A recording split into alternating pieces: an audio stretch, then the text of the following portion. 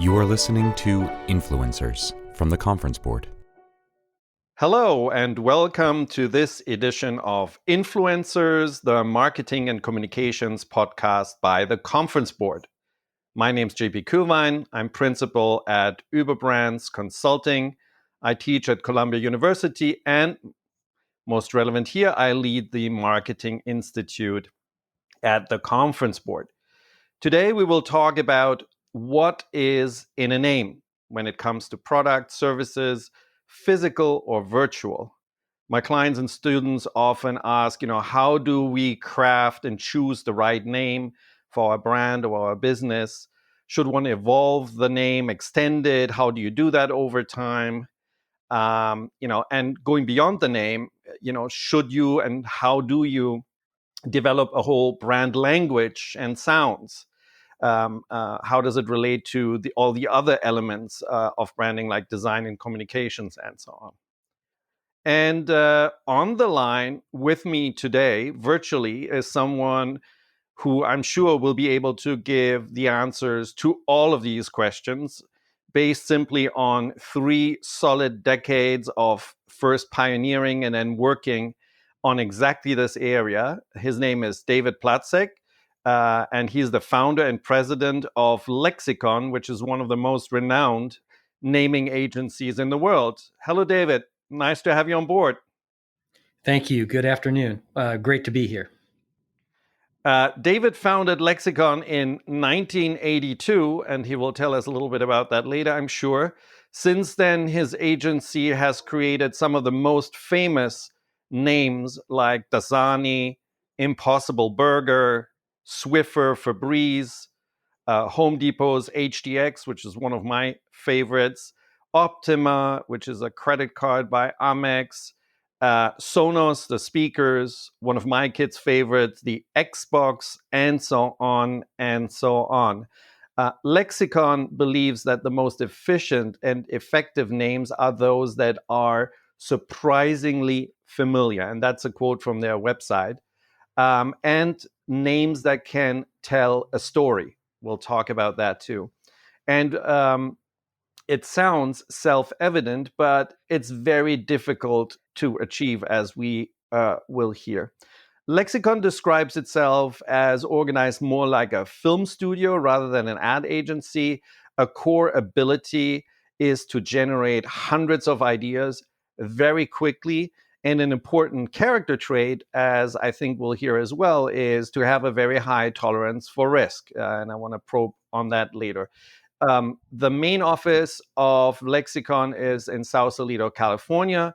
But I think they also have an office in Europe, Amsterdam, so they're working globally. So I hope I've whetted everyone's appetite now for knowing more about naming. And with that, David, thanks again for being on the show today. Where does this podcast find you? Well, thank you again for inviting me. I'm looking forward to the discussion. So today, you actually would find me here in our headquarters in Sausalito. We have a large employee team of 25 individuals. Most of them are working remotely. There's a small core of us here, 3 of us sort of essential workers. Kind of running the show. So I'm here in a small studio, sitting by myself, looking at a view of San Francisco Bay. Socially distancing and inventing names, I guess. That's correct.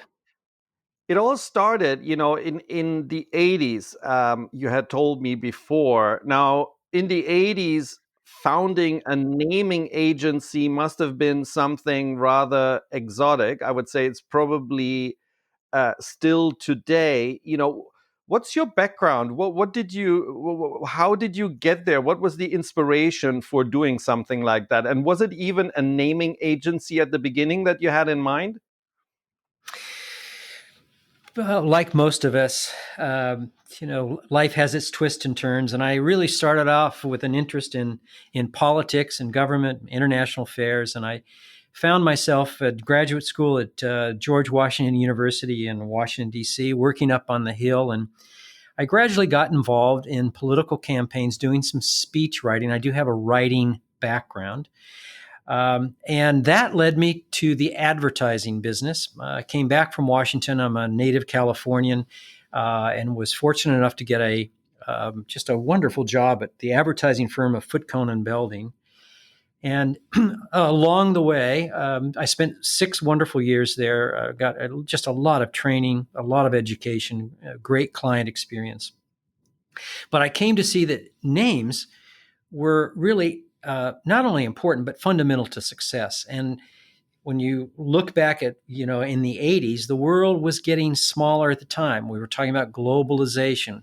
We were beginning to think about digital world. And so I made that leap into that really at that time unknown waters. For many years, I have to tell you, people looked at me a little bit with a tilted head saying, naming business, brand names. But now it's a fairly well established category. But there are still times when people actually look at me and say, "Is that all you do? You develop names?" Yeah. So I've gotten used to it. That's the story. You got 25 employees there in Sausalito, so I guess you did pretty well with it, judging just by the size of that organization. Thank you. Yeah, we have done well. Yeah. And I seem to remember there is so you're a writer, and is there also a linguistic kind of component in there? Don't you also have a partner or something, or do I get that story wrong? No, you've got the story right. It's not so much my personal background in linguistics, but early on, I saw the value in understanding the principles of language and understanding how people acquired language. How did children learn how to speak? Whether it's French or English or German, because in those insights are insights about what name might travel around the world easily, what names might be pronounced easily, what names may our own human brains process more easily. And so I began what has become now a 32-year relationship with Stanford University and professors at Stanford. So not a formal relationship with the university, but a number of students and faculty from Stanford University have assisted us in some very proprietary research around linguistics. And in the last 10 years, we've been moving into this area of cognitive science or behavioral sciences, which is really about how the brain processes information and what's relevant there. So, but we have a deep respect and reverence for linguistics here. Wow, that's exciting. I'm sure we'll get to that. I mean, I guess for the first time heard about Lexicon in the mid 90s, I'm guessing. And that was when I worked at Procter & Gamble in what was back then called new product development. And specifically with a buddy of mine who developed or who was working in the brand and helped develop a product that is now called Swiffer. And today, I guess everyone's familiar with Swiffer. There's even expressions like Swiffering, etc.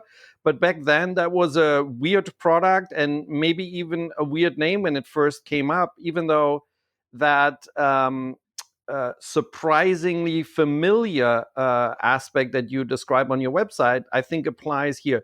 Can you use that example a little bit to help us understand the process and how you go about naming something that is completely new to the earth, or at least kind of a surprising variant on something like a broom, to get rid of dust?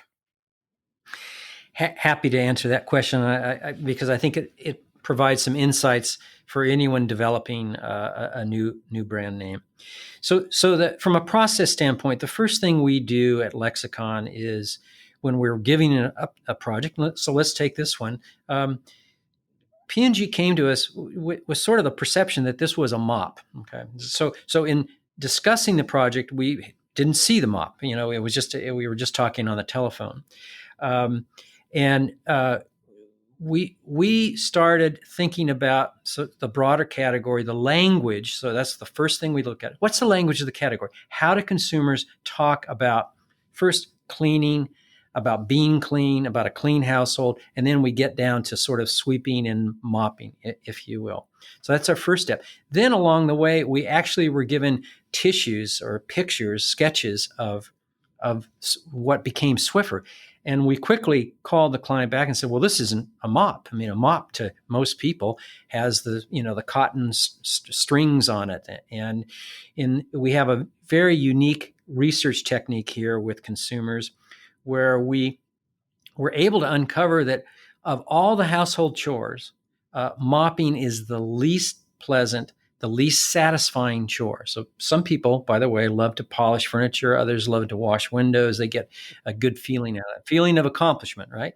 But nobody with mopping. And so we said, first off, let's lose the mop to this thing. It physically doesn't look like one, and people don't like to mop. So that was, sounds like a small step forward, but actually in the end, it was quite a bit. Then we looked at that language of when people are cleaning something. And what happens is you begin to identify words like sweeping, like swiping, right? Like shaking. And so we began, one direction was working with those word parts.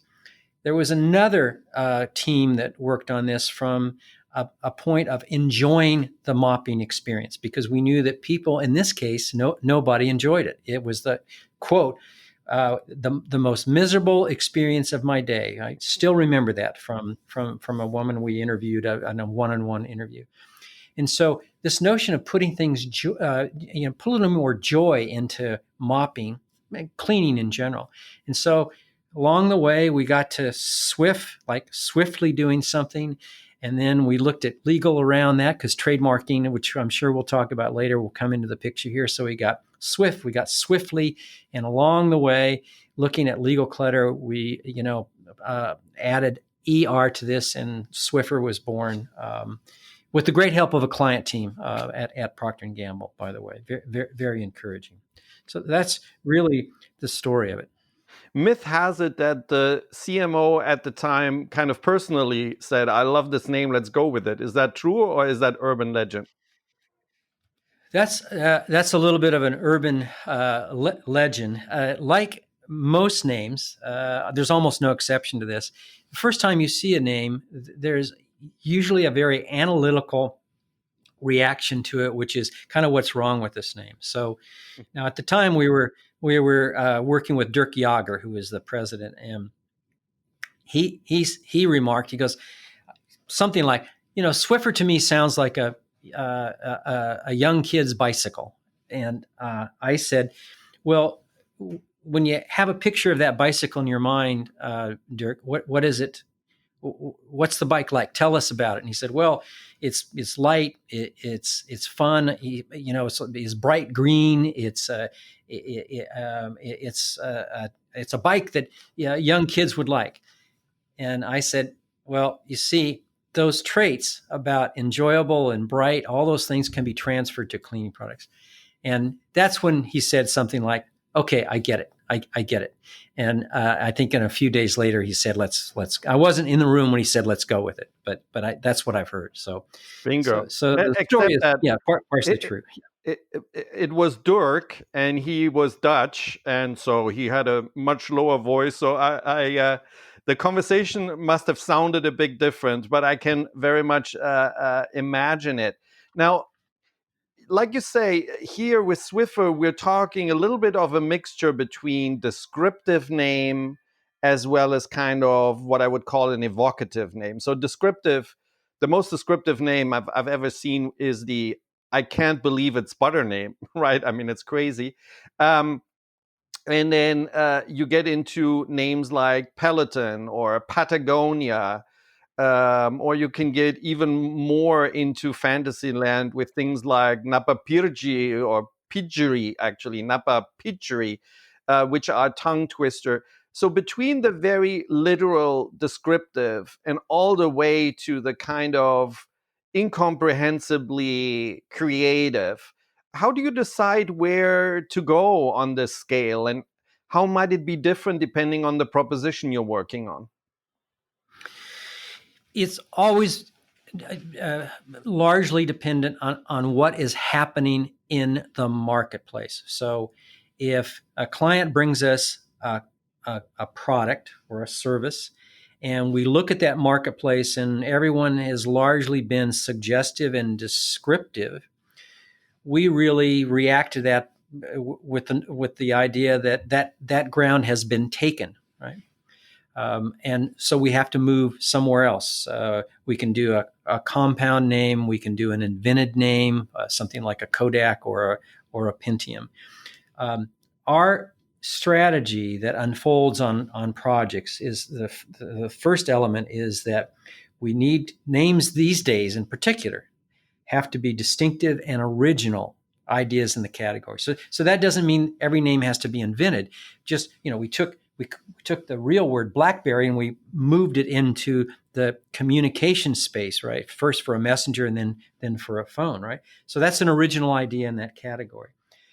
We want to make them relevant and unexpected, and they also have to be easy to process. And that's the challenge of working in any category is first, analyze the category. What's out there?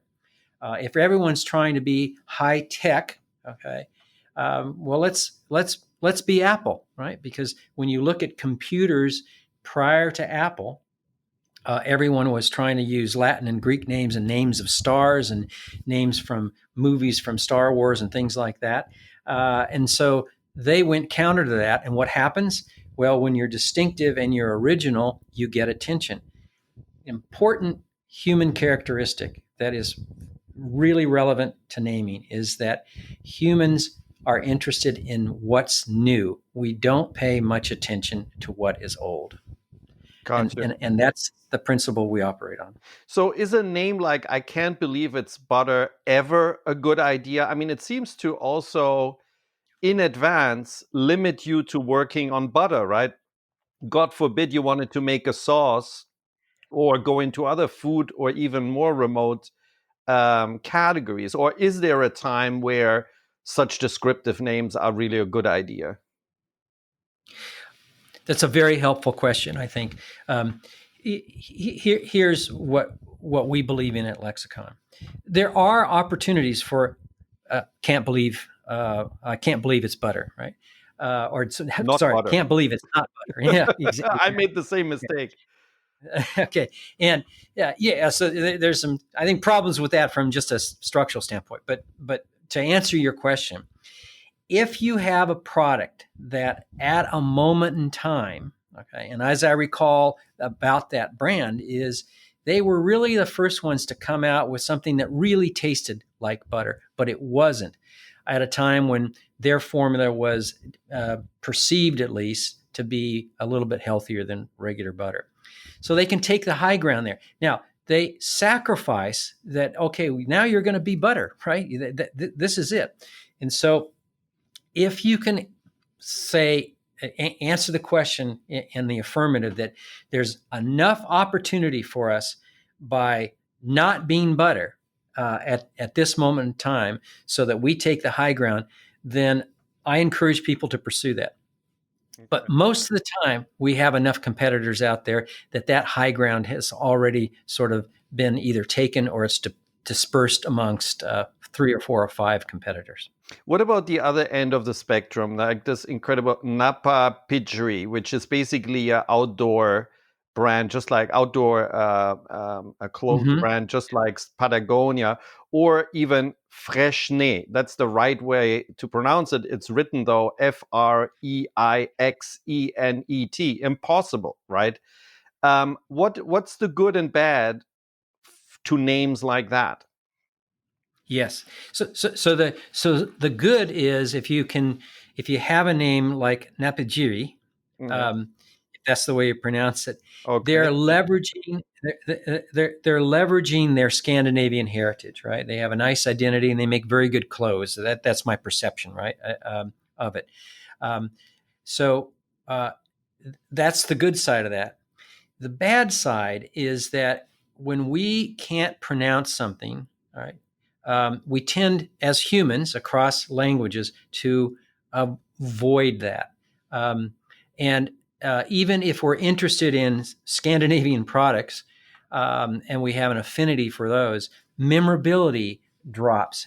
And if you can't remember a product's name, you can't buy it. So there's probably one or two strengths to being Napajiri, and there's maybe 3 to 4 to 5 weaknesses for that. So that's a hard. You got to really think through that. Even if it has a really positive meaning to it, that's a very difficult name to pronounce.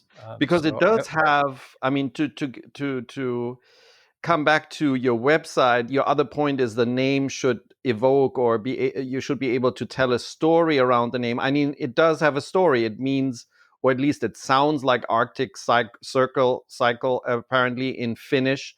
So there's a nice story, but it seems to me it takes a lot of effort. And from a business perspective, maybe all the education you have to do around pronunciation might not be paying out. Are there financial considerations also that one has when choosing a name?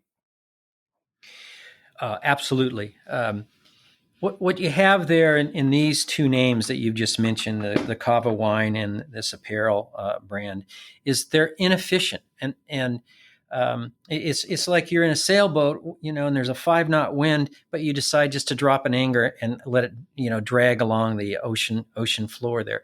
But both inefficient names, and here is the danger of inefficiency when it comes to brand names. And by the way, I'm talking about inefficiency in terms of ease of processing, distinctiveness, and memorability. Is that we know now from many of the clients that we worked with is that gaining share early has now become a predictor of real success. And let me explain that a little bit further. 25 years ago, you could come out with a new brand and sort of bump along for a few years, and you'd have that more support, and people would still believe in you. There'd be a commitment. You show these sort of losses. But now, if you don't get early share, funding typically dries up. Right. Yeah. And you can have, by the way, look at Tesla. You can have early share and still not make money for a while. But as long as people see that growth, you're good to go. So having any name that is inefficient now is very unsound. Okay. Understand, the connection, VCs, they only have so much patience. So you want to come out and gain share quickly. It seems to me, though, that many of the startups in particular, and maybe this is just perception, I don't know, you might have hard data behind this, but many of them seem to have these generic human names, Oscar, that apparently is an online pharmacy. You have Lisa, and she's a mattress. You have Judy, and she's a very stylish designer emergency kit. And then you have Johnny. I think I just invented that, but there's probably a startup or several, that have Johnny as a brand name. To me, to my students, I describe these as empty vessels because there's nothing that links Oscar to pharmacy or prescription drugs, or Lisa to being a mattress. How are you looking at that? Isn't it expensive for these startups to fill a name like Judy with meaning? Well, let's take the example of Oscar. And I believe it's really focused on health insurance, medical insurance. Yes. They work they're entering a world of very large, very bureaucratic competitors with a lot of consumer skepticism. And so what a name like Oscar does is it says one thing really well: we're not like them. We're something else. And it's to their credit, and we had nothing to do with Oscar, by the way. To their credit, Oscar is not a very common name, right? If they came out with John or Mary, too common, too mundane, too ordinary. Oscar has, an element of originality to it, and in the category there, it is distinctive. So. And it's not, a generic name, technically a generic word, just for the audience, is something that's used by the category. So if we're in the fruit business, we couldn't call our company Apple. Right. But if we're in the computer business, we can. So I think Oscar actually stands out as a company that, is saying we're not like the other guys. And by the way, we're friendlier. What happens in the marketplace is that people start saying, well, Oscar seems to work. And so let's be Lisa, let's be Bill, let's be Johnny. And then it becomes sort of cluttered, not original, it's imitative. And to me, the worst mistake you can make in marketing is to be imitative of someone else. Gotcha. Okay. So you need to look at it brand by brand in category context. So whether Marcus is good for, online banking, it really depends on what's already happening, between Marcus and then maybe Robinhood for investments, right? Et cetera, et cetera. That's correct. In the case of Marcus, as I understand, that's one of the founders of Goldman Sachs. Right. There's some relationship to that, and it's a strong name, Marcus, right? And not that popular, not that common. Right. So the same principle, and I guess Robinhood is to some extent an expression of mission, if you like, probably. Yeah. Playful character, everybody knows it, and consistent with what the company is doing. Yes. Right. Now, more recently, names have come up in negative connotations. Like there's discussions going on about Aunt Jemima, if I pronounce that right, Uncle Ben's, the Redskins, etc. So clearly, there are times when companies and brands need to think about changing their brands. I just wonder, what you need to consider, etc., when you do that. But before we do that, we're going to take a very short break for some quick announcements, and we'll see you on the other side. Can you, your team, or your company benefit from insights such as the ones provided in this podcast? They are immediately available when you join the Conference Board, a membership-based think tank that delivers trusted insights for what's ahead. Reaching across industries and geographies, we bring together our noted experts, senior executives from the world's largest companies, and nonpartisan practical research to help you address your most important business issues. Our membership packages are tailored to your organization's unique needs and budget. To learn more about our offerings, go to www.conferenceboard.org and click Join on the top bar to connect with one of our product specialists.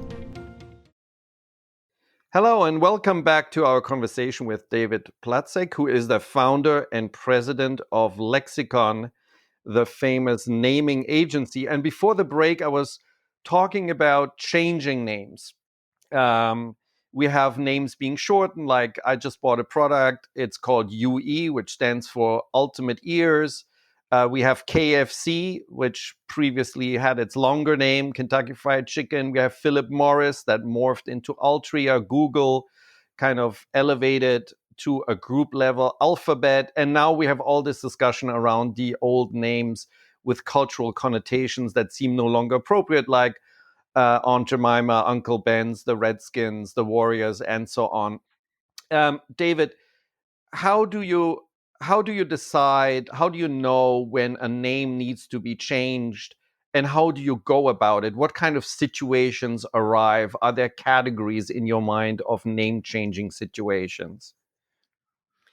Oh, well, there certainly are. The best situation is when a company sees that it's outgrown its name, and that could be outgrown because they are doing different things, they're doing more things, or the marketplace has changed, where they're now, really selling to a different audience, or they're selling to the same audience, but that audience has changed and has adapted, and so you need to communicate that we're changing with you, and that's really the best situation for a name change. You have to be ready to say, well, what's the new narrative there? What when we change this name, when we go from A to B, what's the message for our audiences? in our experience, and I think many people find this interesting, is that the consumers, the audiences that we all deal with, are very receptive, extremely receptive to name changes. They just want to know what's in it for me. What am I affected by this change? Well, if you can communicate that they're better off, then it's going to be a transformative, I think, experience potentially for a lot of people. Now, there are these occasions, and we see them now in this era of, both social conflict and social awareness, where things like Aunt Jemima and Uncle Ben's and the Redskins become controversial, and then the company has to make a decision as to how they want to reflect their values to the values of the marketplace. Partly that can be handled by, just to be cautious, doing a little bit of research. There is a story where there's a sports team in Florida called the Seminoles, and there was a move to change that name, Indian tribe. And the owners surveyed the Seminole tribe, and they said, no, we're very proud of this. We want it to stay. I don't think that's the same case that you're going to find with Redskins or Aunt Jemima or Uncle Ben's. But some level of research may be appropriate for that, if you want to make that an investment. One comment just on things like, Kentucky Fried Chicken going to KFC. I think that's just, in the digital world we live in, we're very used to sort of faster, quicker things. And so that I think it's appropriate that they went from Kentucky Fried Chicken to KFC. It also gives them the flexibility to sell other products other than chicken. So they've moved to a broader range of products. Sometimes I wonder, though, I don't know, there's probably a legal reason why Philip Morris renamed themselves into Altria, because Philip Morris International kept the name, so maybe the US entity had to change. But sometimes it seems that corporations just become maybe too bored with their own names or want to keep up with the young kids or something. An example that I often work on with my students, and that's fairly recent, is this Verizon at one point tried to unite all of its media brands, Verizon Media, and they had bought Yahoo and AOL and others, and they named it Oath, and they made a big deal out of it. And then literally within months, it seems, it crashed, and it ended up with a $4.8 billion goodwill write-off on top of it. Now, I'm sure that also included, these acquired brands, so it's not purely a story of name going wrong, but why would you tinker so much with things like Yahoo? Aren't they overzealous here, or was it just bad luck, or should they have stuck with the name Oath? What can we assume, or how would you evaluate the situation if it was your business or your project? First, technology branding is our largest practice here at Lexicon. It is typically 50% of the work we do over an annual basis. Merging three very large technology companies is a very complicated and a very complex challenge. I think it's almost impossible to do that. So I appreciate the ambition, but I think that that was probably bound to fail. Just too many elements had to be put together. But I think your question more directed at me is this notion of Oath. I think that's an example of a bad name on a merger of three companies that wasn't helping the merger at all. Oath to do what? It's slow. It's meaningless when it comes to technology things. It didn't uplift. It didn't say, hey, we've done this, and now there's a brighter future for you, the consumer, right? For our audiences. Come along on the journey with us. There's really nothing original about it. I would look at it as probably some egotistical name that came from someone in the company and they sort of drove it home. But I don't think that was the sole determinant for the failure of that merger, but it did not help. That's an example where the right name could have contributed, I think, significantly to the growth and sustainability of that new organization. I agree with you. So a name can do a lot there. It's interesting. You keep emphasizing that the name needs to evoke a feeling of, there's something in it for me as the user of this product, this company, this service. That seems to be very important. Is that right? Did I get that right? Yes, it either has to evoke that literally, which is difficult to do, or it's a very small leap to the narrative around that, right? Right. So like I, Swiffer makes it playful, makes it easier. So it's almost a benefit expression. yes, it can be. Go back to the sort of Apple. Right. It's easy to use an example, so it's so good. Apple doesn't say computers; it doesn't really say innovation, but it leads you to believe that, man, that this company is going to be different. Right. And then when they come out with their products, it fortifies that notion of there's magic in Apple, right? There's no magic in both. To go back to for a moment. Right. Now, unfortunately, we're already running out of time. This is such a great conversation. We're running over, but I think it's justified. I want to, though, before we finish, talk about how the name fits with the brand's language overall and also the other brand elements. Do you work on a total brand language? I often talk about, let's say, Mini talks about motoring instead of driving. Is there such a thing as developing a whole vocabulary and language for a brand that you do? Yes, and I love your question. I'm glad you asked it. I know we're running out of time, but what we work with clients is not to write the copy, the story, but it's a very important stage, which is what are the words that are going to appear in whatever we do, and what are the words that are never going to appear in any form of communication for us. That sets a tone, a real physical tone to a brand. And then you can turn that over to a copywriter and, here's our story. Now write that narrative and make sure that we have some of these words in there and never use these things. And that's where, a Mini can talk about, we're about motoring. We're not about driving. We're not about autos. That separates them. And that takes a lot of work, by the way, but it supercharges a brand if it's done right.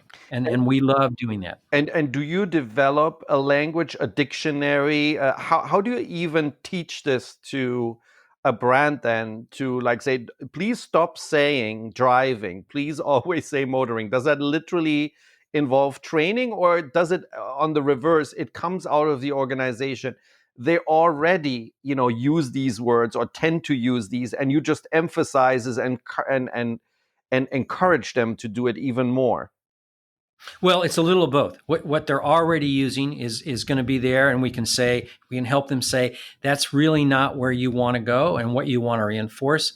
So let's remove that, and then we can put in some new words. And the training comes internally at the organization, but it really is. It's not that complicated to say, here's a list of key words that we want to use that express our differences and our values or our mission.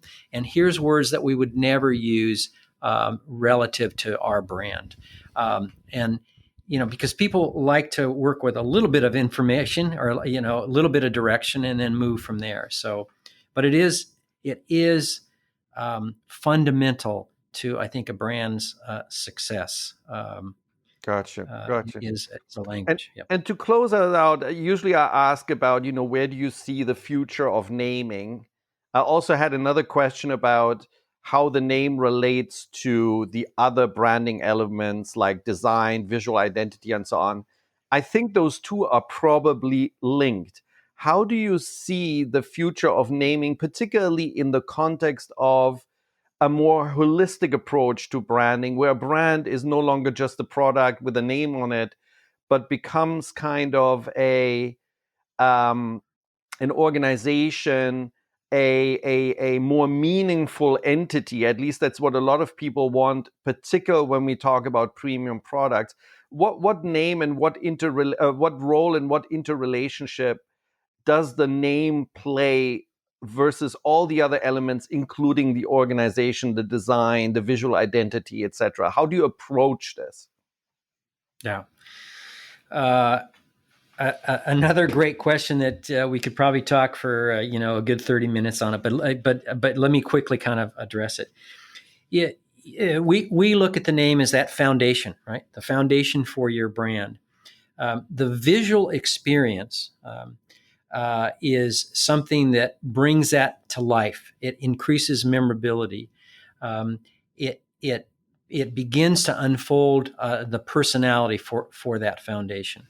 Now, often you'll hear from other consultants and brand strategists that all has to be consistent and work together. I think that's a mistake. I think you can have a name that is more performance oriented, but an identity that is softer, friendly, and approachable, right? Pentium is an example. That's a performance-based name. We know that from research.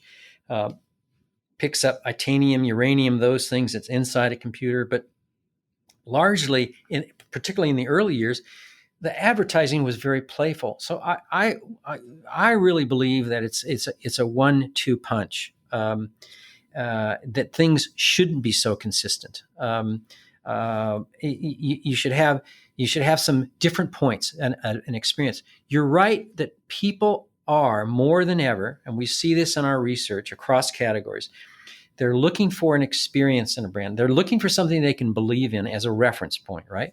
Or not necessarily my guiding light is Nike products, but Nike becomes a reference point for them and how they want to sort of live their life in certain dimensions. And so you want to make sure that visuals do something different than what the name does, but together 1 + 1 equals 3. One other comment just on the future of naming. It is becoming much more difficult. Brand names today, way more than 30 years ago, and I can, speak accurately to that, have to work harder. They have to do more. They have to move across social media really effectively and efficiently. They work across languages and cultures. When you launch a digital brand, you are global. And if your name means something negative in Arabic, you're going to hear about it. SEO becomes critical. Early share, I mentioned, is critical. And finally, we still have all this trademark clutter that we have to go through. So to sum all that up, really, brand names have been elevated to a strategic level, no longer tactical, no longer, hey, we're going to launch in about 6 weeks. Let's get a brainstorming session together. Let's have some pizza and beer and develop a name. Those days are over. Yeah. Yeah. And of course, all the past names all found themselves into trademark protection. So every year it must get more difficult to find that unique trademarkable name for which a .com a domain is still available, etc., etc. I can only imagine the headache. David, thanks so much for sharing your insights and even your foresight here as it concerns naming and the future. I find it interesting that you say it should be a 1-2 punch and it should not all be aligned and kind of maybe be boring if it's too consistent. Where can people continue to access your expertise, kind of understand what you're all about, get in touch? What's the best way?